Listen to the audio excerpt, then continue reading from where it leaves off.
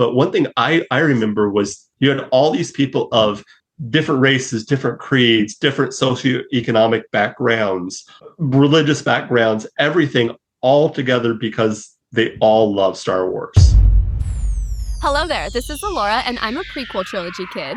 And this is Dave, and I'm an original trilogy kid. And you're listening to What Does Star Wars Mean to You? The show where we talk to all kinds of fans of Star Wars to take the hate out of the debate and look at the franchise from a certain point of view, one fan at a time.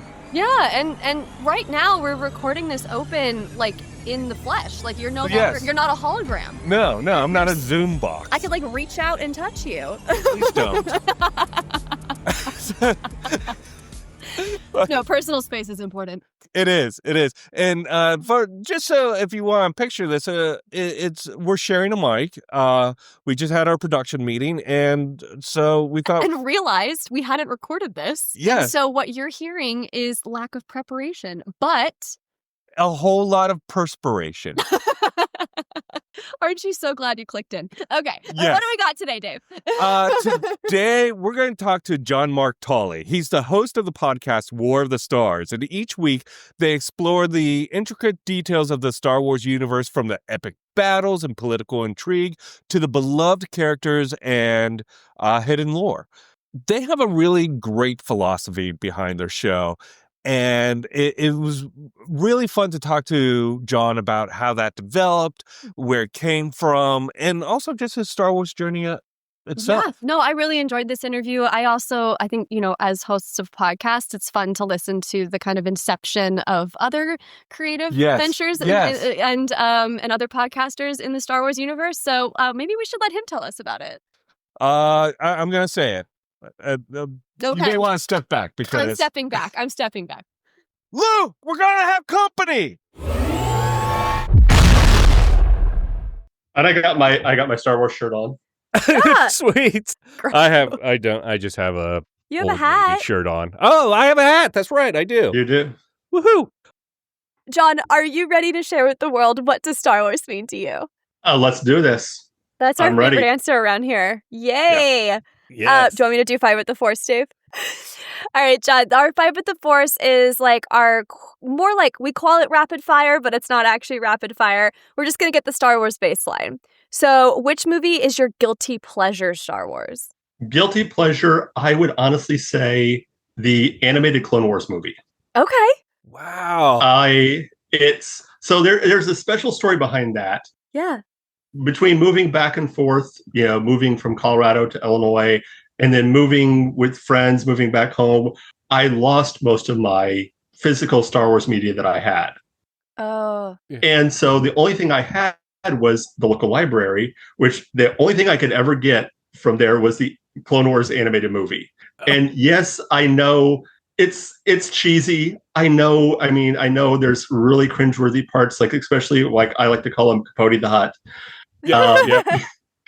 But it's got the best version of Obi-Wan, which is snarky Obi-Wan. Yes. I mean, one of my favorite scenes in that movie is when he is he's negotiating the surrender with the separatists, and he pulls out the table. He's just so snarky during that whole time. And I appreciate it because of what it gave us. Yeah. Like it gave us the Clone Wars, which is one of my favorite Star Wars properties, and it just paved the way for so much that would come after it. Yeah. And it's just like I said, I know it's cheesy. I know it's like a lot of it's really cringy and technically not good, but it's just fun.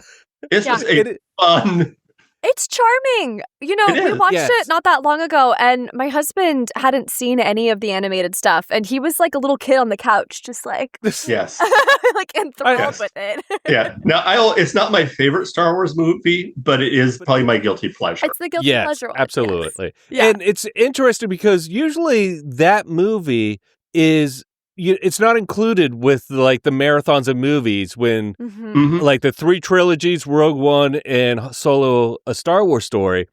Like no one goes, oh yeah, and then Clone Wars, the animated movie.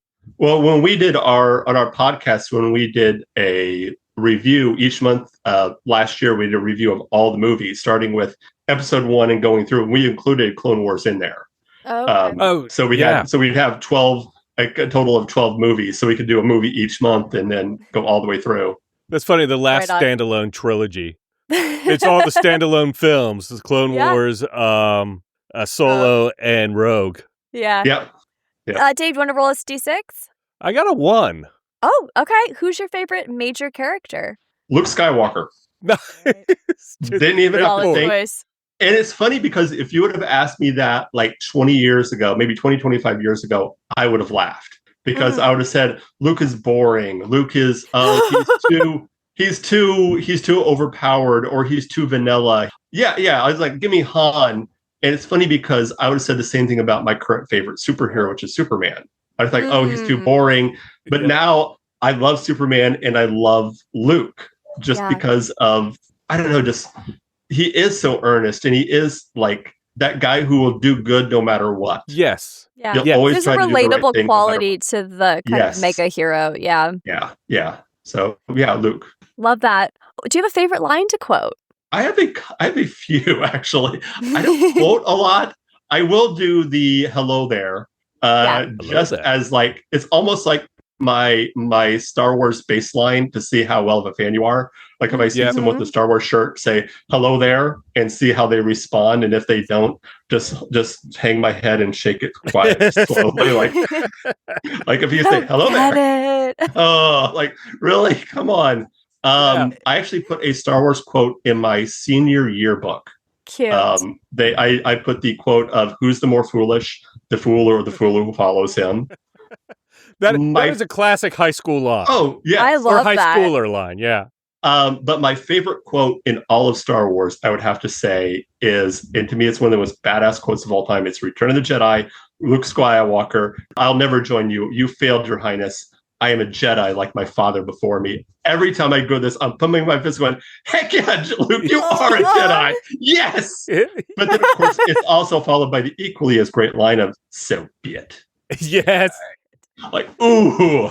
Yes. If you haven't guessed, Jedi is my favorite movie. I was picking up on that. Yeah. I love it. Well, besides the films, like, what is your favorite Star Wars content? And it doesn't have to be limited to the TV shows. It could be anything. Clone Wars. All right. Yep. I love, like I kind of hinted at this before, but I don't think people really appreciate how important the Clone Wars were to what we have now. Yes. Like, 2005, Revenge of the Sith comes out, and then there was nothing. I think 2009 was when Clone Wars came out. I know there was the shorts. And then shortly after that, you had the series come out, the movie, then the series. And for someone like me and you, Dave, who remember the dark days when there was nothing, as far as we knew, when Revenge of the Sith left theaters, that was going to be it. We didn't know. And then 3-4 years later, here comes Clone Wars. And I honestly believe if Clone Wars hadn't come out and hadn't been a success, Lucas may have never sold to Disney, and we wouldn't have what we have now. Yeah. Like, absolutely. Clone Wars is so important for everything that would come afterwards, kind of setting the groundwork and setting the story for a lot of the stories that we have now come directly from all Clone the Wars. Dave Filoni stories, because Clone Wars directly leads into Rebels, which directly leads into Bad Batch. All that directly leads into Ahsoka, Mandalorian. It's all connected. It's all connected, man. I have the red string to prove it. I love it. Okay, last of the 5 with the Force. You live in the Star Wars universe. You have a podcast in the Star Wars universe. What is that podcast about? That's a hard one. I have a podcast in the Star Wars universe. It would probably be a Star Wars history podcast. Something about the history. I'm a huge history nerd too. I've often considered doing a Star Wars history podcast and doing it like in universe. That's one of the things I've been kind of considering, is doing like an in universe history podcast of like the battles, or you want on the Galactic Civil War or something like that. I think that'd be really, but doing it in universe, like an actual, I love that. You could have your guests like mock as experts of the topic. And like, I like this. I would listen to that. What era of the Star Wars universe would you want your podcast to be? Galactic Civil War, Clone Wars, Galactic Civil War, like that era. not the area I would want to live in the Star Wars universe. No. It's like, I'd want to be around during the High Republic. High Republic, yes, exactly. Not the World War II-esque. Yeah. Yeah. But I do understand how the Galactic Civil War would be the era where it's the most interesting to do the history podcast. Yeah. I feel like I see the wheels turning of you like crafting this podcast right now, and I'm very excited to listen to it. Yeah. John, tell us, what was your first introduction to Star Wars, and can you take us through that experience? So, like a lot of people, I'm as old as the franchise. I was born in 1977, so I don't, obviously I don't remember. I think my mom said that she was pregnant with me when she went to the theater. So I was in my mom's, that was my first. In utero listening to that John Williams music. Yes. I mean, that's a pretty formative experience.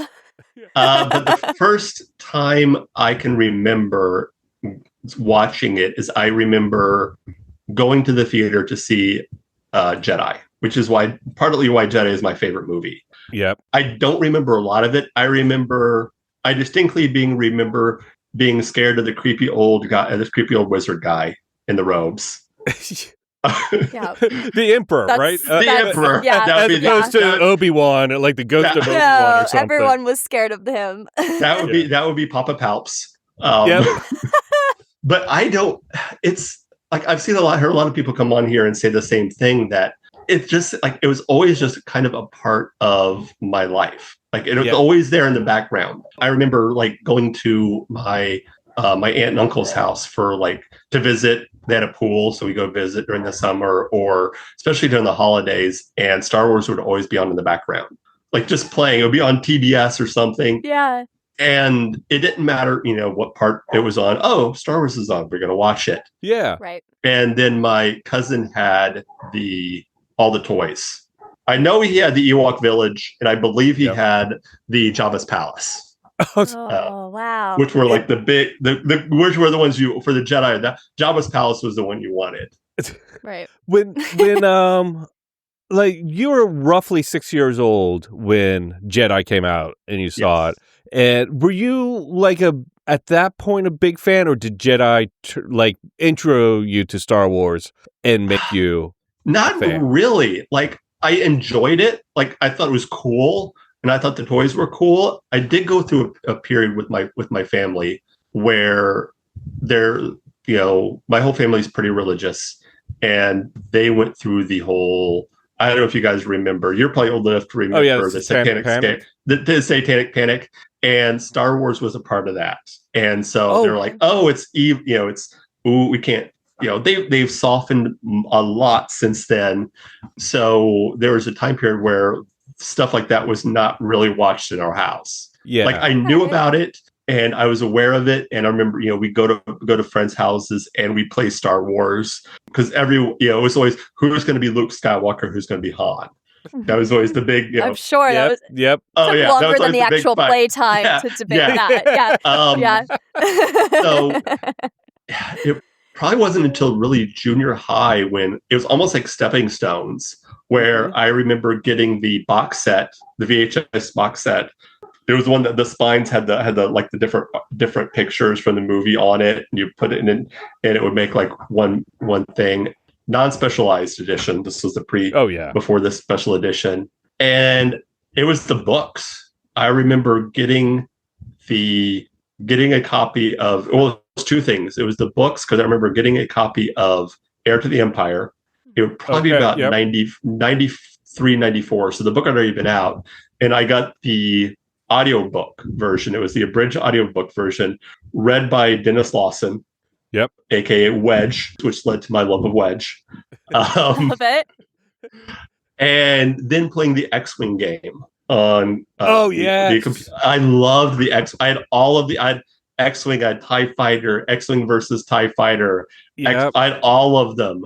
And I just, at that point, I'd already kind of established myself as a nerd, and I wanted to know everything. Like, I got into it. I'm like, I want to know everything about what the X-Wings do. I want the technical manuals. I got all of the guide to books, like guide to the characters, guide to the planets. And I just got so immersed into it.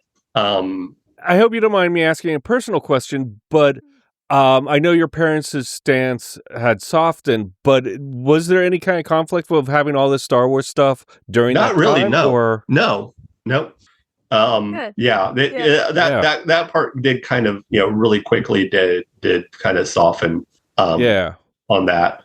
Yeah. And so before Heir to the Empire, you just saw Return of the Jedi.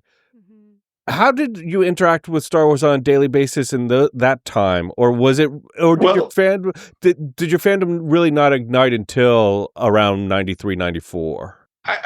I'd say that's when it kind of caught fire. Like I had the VHS tapes way before that, like in the late 80s, when they first did the first kind of box set for the trilogy. So I watched that a lot. But yeah, it was really the books, because before I found the books, I didn't know there was anything else with Star Wars. I thought, it's just the movies. Yes. And then it was opened up a whole new world to me of saying there's video games, there's books, there's all of this other whole world out there that expanded the universe. Quite literally. Literally, yeah. So was the special edition releases, did you see those in theaters, and was that the first time you saw it in theaters? Other than Jedi, yes. Of course, obviously seeing Jedi when I was 6 in theaters. But yes, it was also the first time I remember waiting in line to see a movie. Oh. That was the first experience with that, actual where it was blockbuster. And I wait in line for a while, but it would be maybe 10, 20 minutes. But this was the first time there's more of us out here. Yeah. And it was nothing compared to when I went to go see the prequels.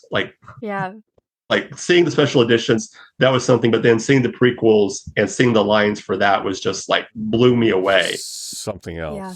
Oh, wow. So it's something that I feel, I'm sorry if I'm getting kind of ahead, but I feel was kind of missing from when I saw the sequel trilogies, was I didn't have that experience of, because now everyone can pre-order their tickets online and show up. So you didn't have that thing of people waiting in line to buy tickets, and people. I remember people camping out, pitching tents in parking lots, and camping out days ahead of time to watch Phantom Menace and get that first ticket.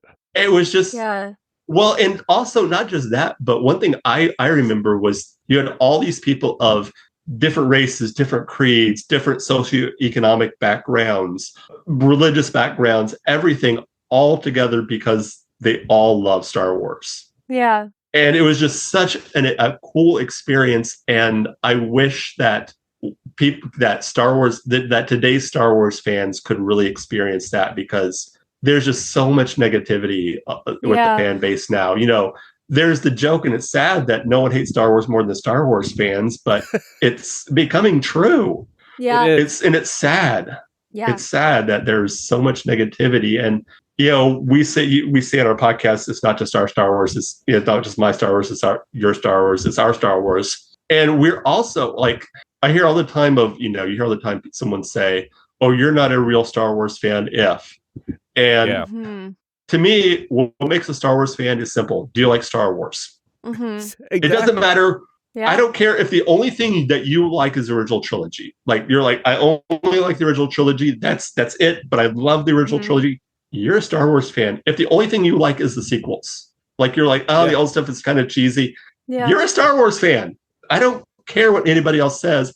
We don't have to like everything that everyone else likes. But we also don't have to force, we can't force people to like what they don't like, or to not like what they do, or what they do like.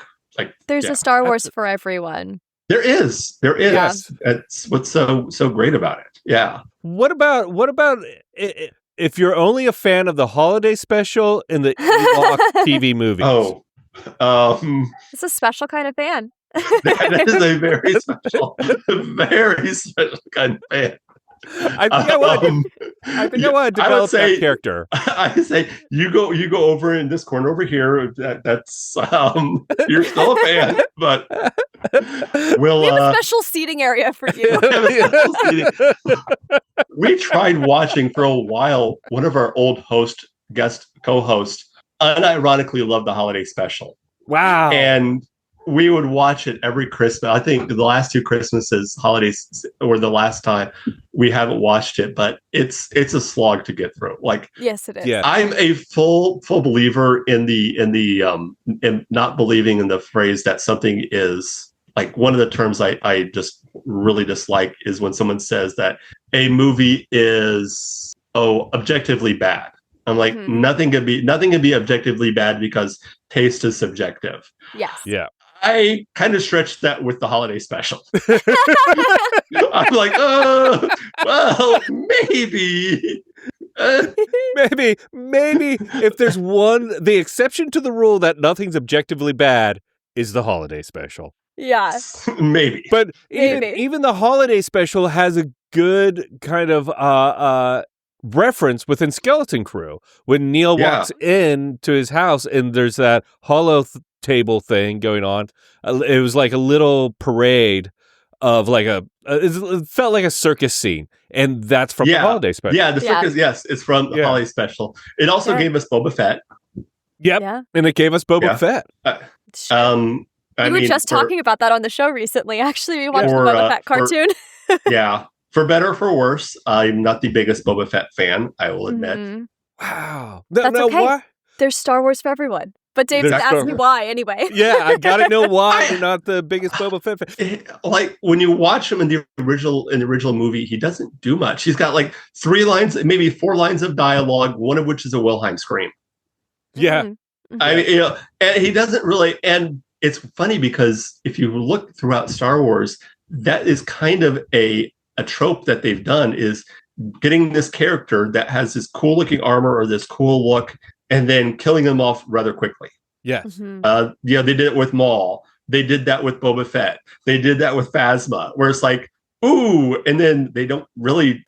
Maul did a lot, but Phasma really didn't do much during the sequel trilogy, and Boba Fett really didn't do much during the original trilogy. Yeah. So yeah.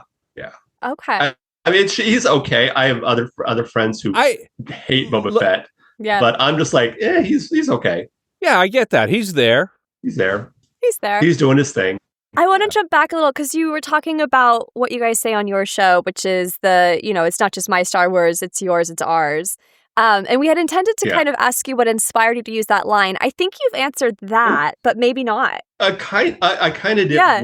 There's actually a specific incident that inspired it. Oh. So it was during the build-up for Rise of Skywalker, and the trailer just dropped, and I was going through, and I loved to watch trailer reactions. One of my favorite things, and just to see people excited and see like, what do other people think about it. And I remember watching. There was these 2 kids, and when I mean kids, they're like 12, maybe 13 years old. So actual kids. Kids, and they're watching it. And they're super excited because they see Rey. They're like, "Oh, it's Rey!" And like, "Oh, there's Luke!" And like, they're super excited. And then it shows Lando flying the Falcon.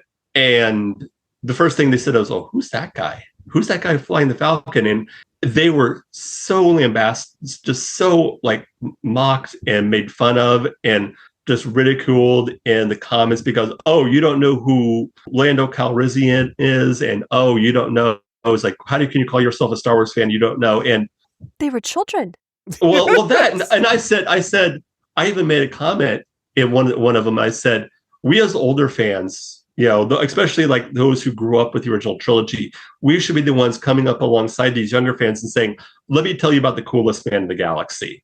Let me tell you exactly who Lando Calrissian is and why he's important and why. And that's kind of was the catalyst of me saying like, hey, this Star Wars isn't just for me. It's not just for you. It's for all of us. And it's a big enough fandom that we can have disagreements. We can have, movies that we look at and we go like, I don't really like this movie. And another person can say, well, I really did like this movie, but we don't have to be nasty about it. Yeah. Even within my podcast, we had not our current co-host, but the one before that was an unabashed fan of the sequels. Like he was the type that he didn't care what it was. If it was Star Wars, he loved it. My other co-host is much more critical. Yeah. of it, but we all, we understood where we came from, and we didn't say like, oh, you don't like everything that Star Wars, you can't call yourself a Star Wars fan because you don't love everything. Or we didn't say like, oh, you like this movie, so you're obviously not a real fan, because if you're a real fan, you would hate this movie. Yeah. It's like what you like. Like what you like, and don't be a dick. Yes, exactly. That's our Instagram soundbite right there. Yeah. Well, tell us about War of the Stars. What is the show's origin story? What do you guys talk about? Share with our audience a little bit more about your show. How long do you have? As much time as you want. So it started about we just started our 9th year. Wow.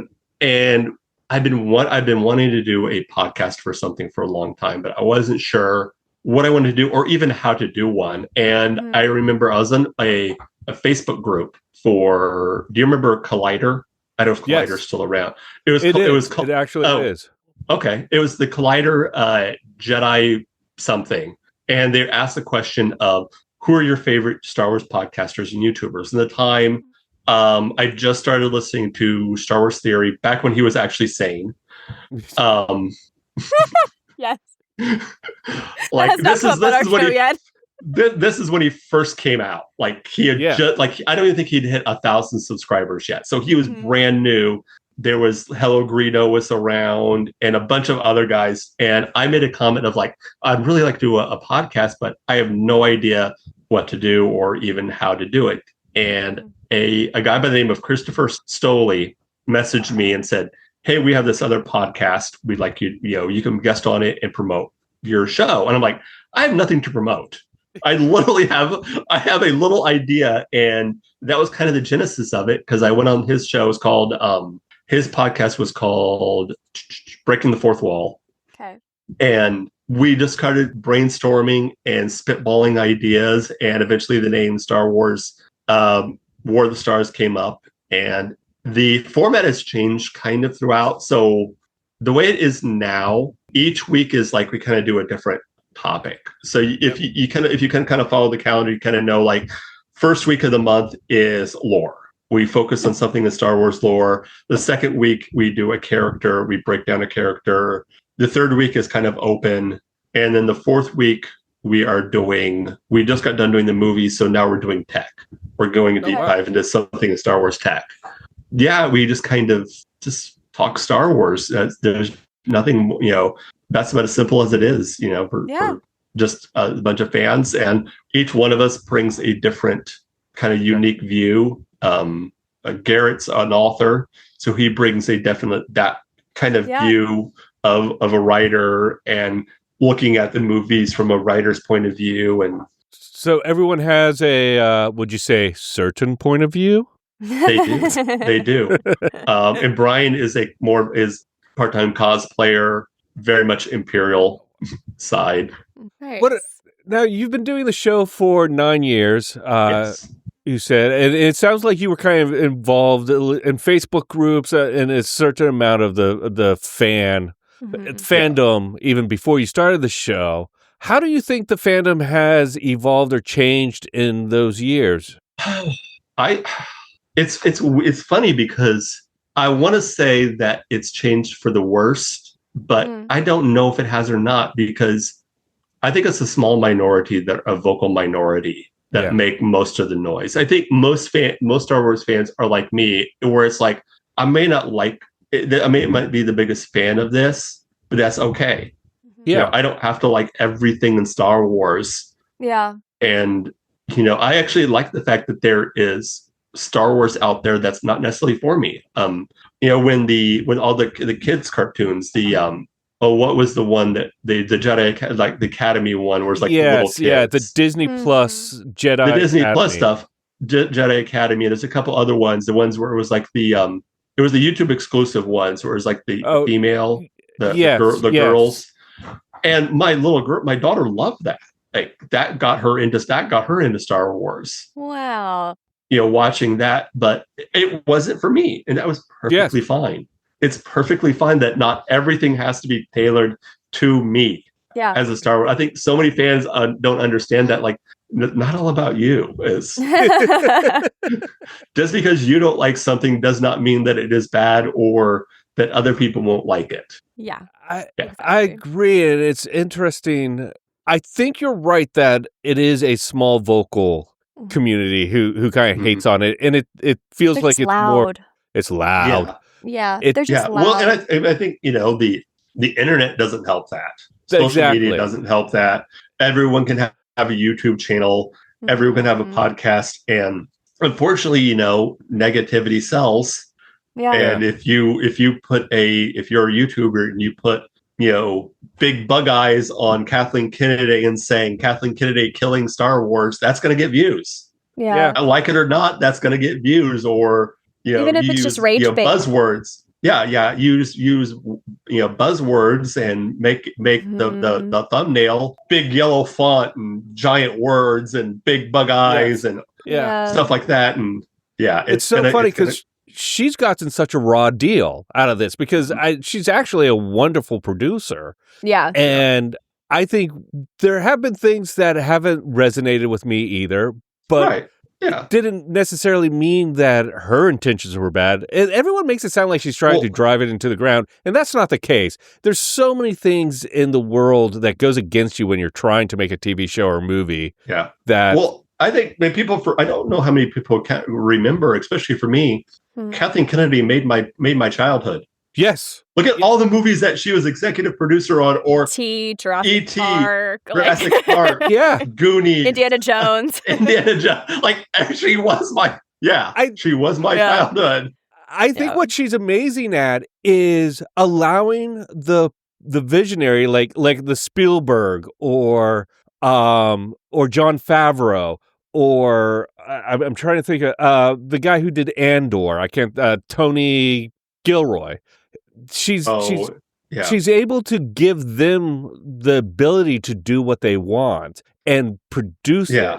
And I think that's what a producer does. They're not always guiding the story. They're just like making sure the director and the writers have what they need to tell the story they want to make. Yeah.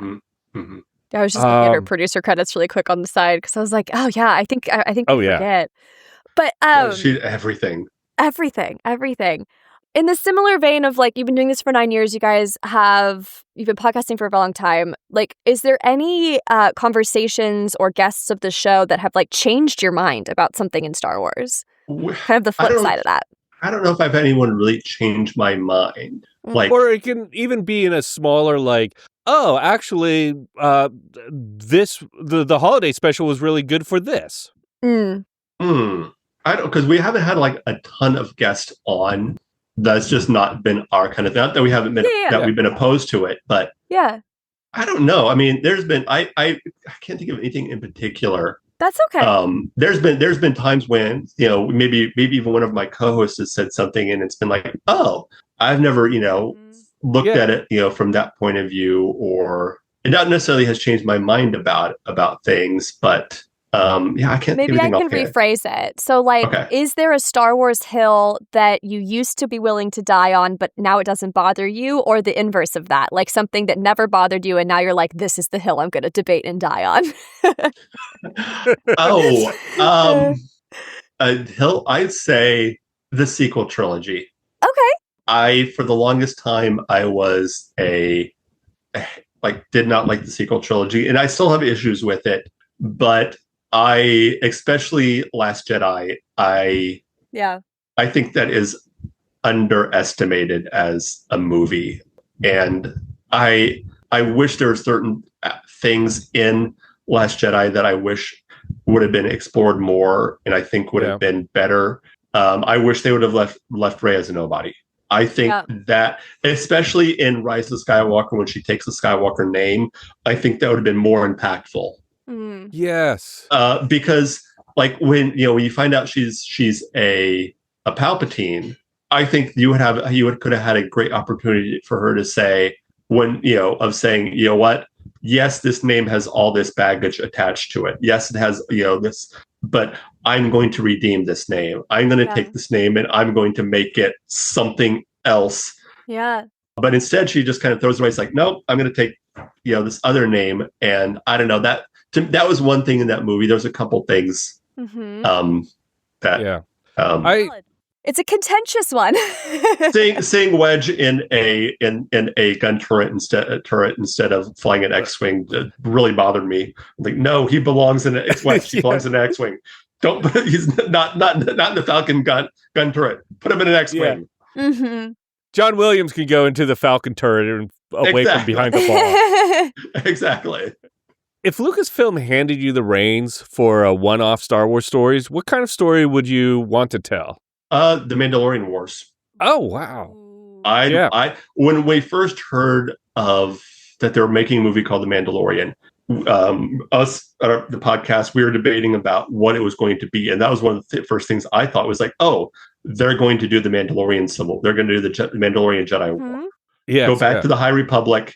But that's what I would like to see. Go back to the High Republic and show us, whether it's a series or, because I think a series work good, bring in all those characters from the Knights of the Old Republic game, bring in all those and do the Jedi Civil War, do the Sith, do the Rise of the Sith. Yes. Something like that. Show us more from that time period, the High Republic, or even before the High Republic. Show us the Old Republic.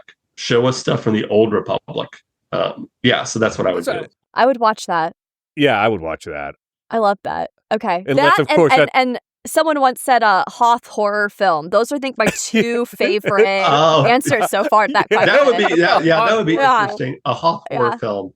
I would love to have seen, and I'm kind of excited about the Starfighter, the Star Wars Starfighter. Oh, because I don't know, like, we don't know what it is. Like, it's kind of because I was Rogue Squadron was my favorite book series in the old EU, the Legends now. Loved it. That really built up my love for Wedge.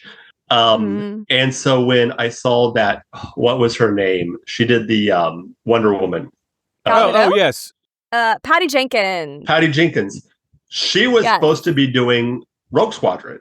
They had a whole short, and even the story behind it was supposed to be was so cool. Was her dad was a fighter pilot in Vietnam, and one of the last to actually do an actual dogfight, like in air, and have dogfight kills, and using the gun with a jet.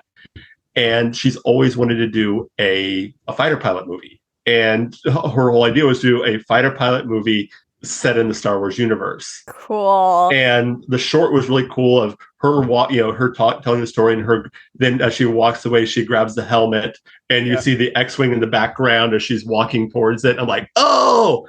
And then it got canceled.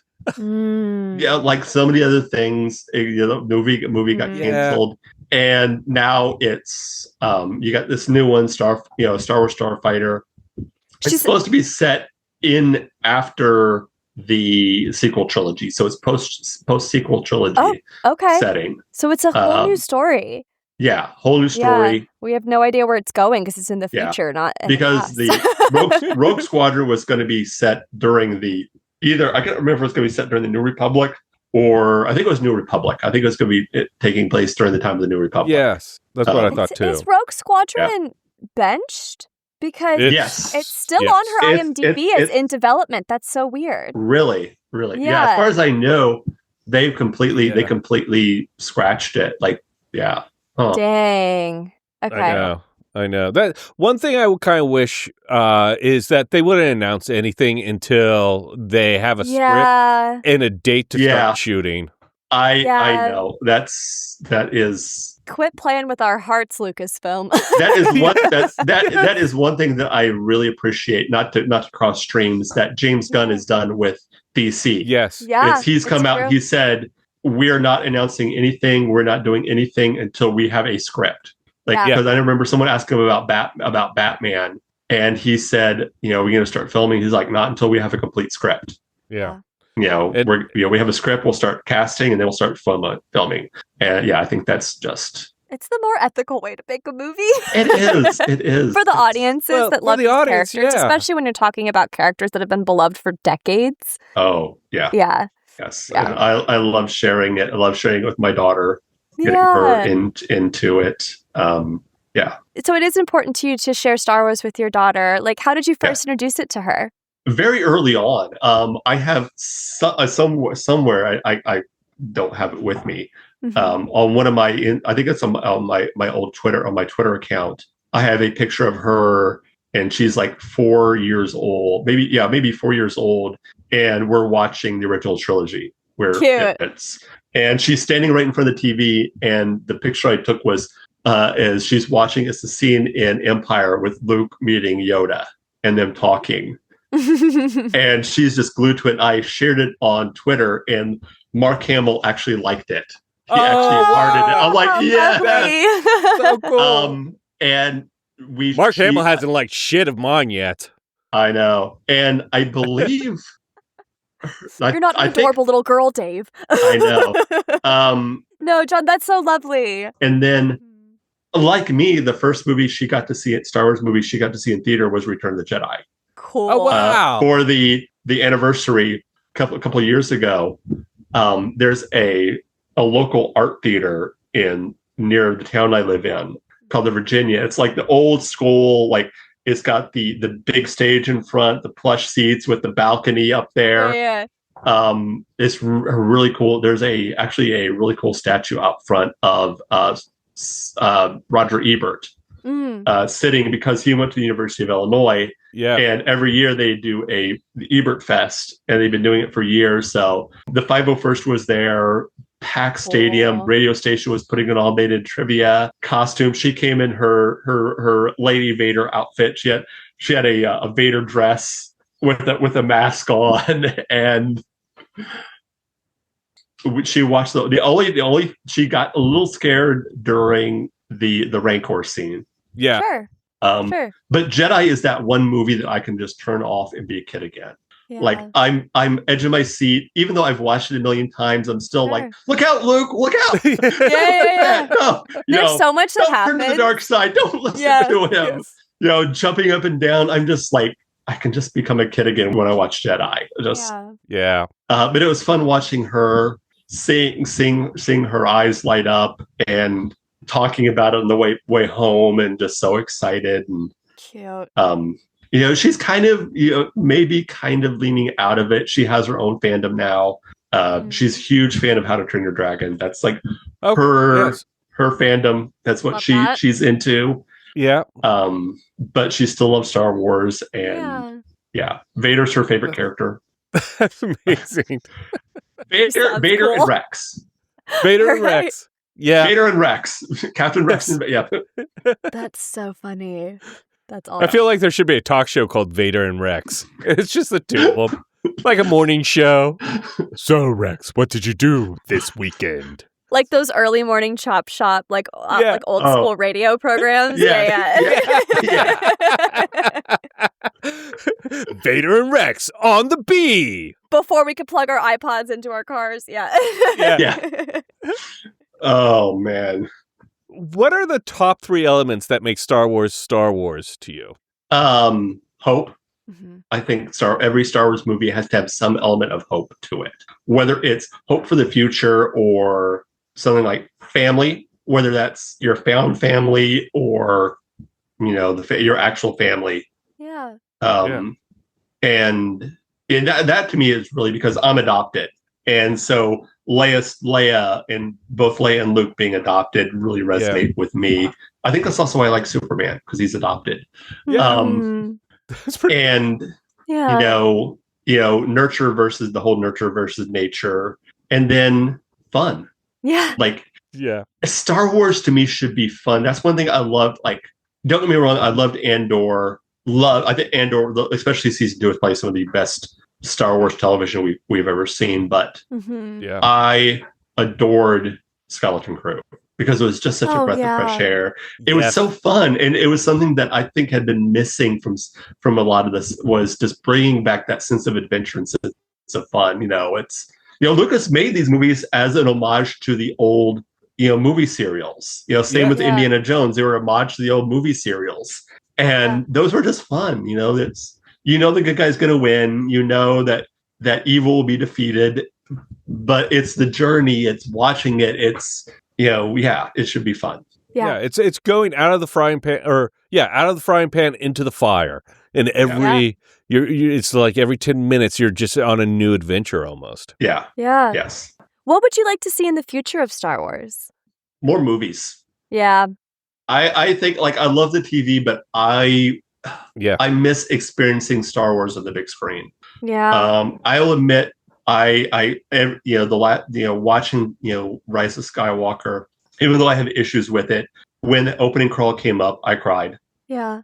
Because to me, it was like, are we going to see this again? Are we going to see hear the fanfare and see a long time ago in a galaxy far, far away? And it was just like, knowing, especially with Carrie Fisher having just passed. Yeah. That was just so emotional. And like, I loved what we had on TV, but I just want to watch it on the big screen again. I want to have that experience of sitting in a movie theater, the lights going down, and hearing the fanfare, and watching it even one more time. Just that's what I want to see. More movies. Yeah. Yeah, exactly. There's something about that experience where like you're in a space for 2 hours and it completely envelops your view, and like you're immersed in it. And I agree with you. It's that's the way to Star Wars. It is the way to Star Wars. I would love to see them package the Andor series, because they kind of do it in segments. Like there's these 3 trilogy kind of segments. Yeah. As like, I would love to see them package it in a way where people could go and watch it in the theater environment. Because I actually feel like I think it would make an already perfect show even more epic. Yeah. Yes. So we've talked in this past hour a lot about your Star Wars fandom, how it was just always around you when you were growing up. Much like the Force. Just like it surrounds you, it bounds you. Yeah. I changed tense and I couldn't figure out how to do that. Discovering the books and the video games in the 90s, watching Return of the Jedi, and it being your favorite one, and just quite frankly, enjoying it so much that it makes you feel like a kid all over again every time you see it. Mm-hmm. To when you started your podcast, and this, I love your philosophy that there's a Star Wars for everyone, that it's not just your Star Wars, it's not just my Star Wars, this is our Star Wars. Mm-hmm. And even allowing the holiday special to be under that umbrella, I think is great. I do too. To introducing your daughter to Star Wars and bringing her into the fold.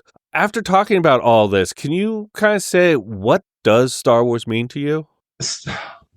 That is such a hard question to answer, because we're the meanest podcast. I know you are. It means so much. I mean, it's funny because the last podcast we just did was how I was feeling like I was starting to feel like almost like I was losing my fandom. Like it was starting to kind of seep away, and that passion that I'd had for so long was just kind of like, and just recently in the last couple of even week, it's just been almost reignited. I like it. It's something that I always know I can go back to, which is something I love. That there's so much it's out there, especially with Disney Plus there, that even if I go into a period where I maybe I kind of fall out of love with it, or I kind of don't watch it for a while, I know it's always going to be there for me. That's to me what Star Wars is. It's something that I always know I can turn to, always know I can turn on and watch and get enjoyment from it and be a kid again. Yeah. That's what Star Wars means to me. It's being a kid. I love that. That's really well said. I wish I did this last week, and I wish I had been able to articulate that, because it's almost home. I'm sorry, what did you say, E? Oh no, I was just laughing at your interview, because I think there's something on the cutting room floor where you were like, God, I hate us. For asking that question. No, but that was exactly. I felt the pain of that, but that really is a wonderful answer because it harkens back to that idea of Star Wars is home, and I think that's kind of beautiful. Yeah. It is. It's home. John, where can people find you? Yeah. Well, if you want to get a hold of us at War of the Stars, our email is warofthestars1@gmail.com. We are on all social media under War of the Stars 77. That's Twitter or X, whatever it's called now. Instagram. We have a Facebook group and a Facebook page, so we don't really do anything. If you want to watch the show, we do have you can watch some of the archives. Just search on Spotify or wherever you get your podcast for War of the Stars, the Star Wars podcast, or on YouTube, go to Feast of Fandoms. We are a part of that network. You could check out our shows. We drop shows every Wednesday on there on Feast of Fandoms on YouTube. All right. So I love it. Yeah. And all those links will be in the show notes so people can just click on through. John, thank you so much for joining us today. This was really fun. Not a problem. Thank you. It's been fun. This was a lot of fun. And you guys are more than welcome to be on War of the Stars anytime. Yes, let's do it. We'd love to have you. Yeah, we'd love to have you on. Yeah. Excellent. Awesome. Well, we'll set My that people up. will talk to your people. Yeah, exactly. My AI will talk to your AI. Yes. Exactly. Until then, this really truly has been a joy. Thank you, John, and may the Force be with you. May the Force be with you.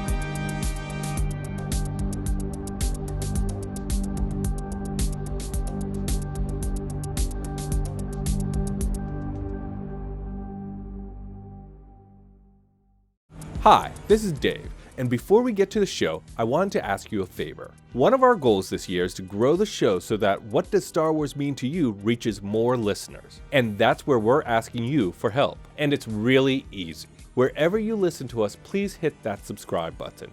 If you're liking the show, give us a 5-star rating and review on the platform you listen to us. We make a lot of fun of the algorithm and the smash that button thing, but it really does help us get noticed by new fans. And if you want to join in on the conversation, find us on social at Star Wars Mean to You. That's Star Wars Mean, the number 2 in the letter U. Now, let's chat some Star Wars.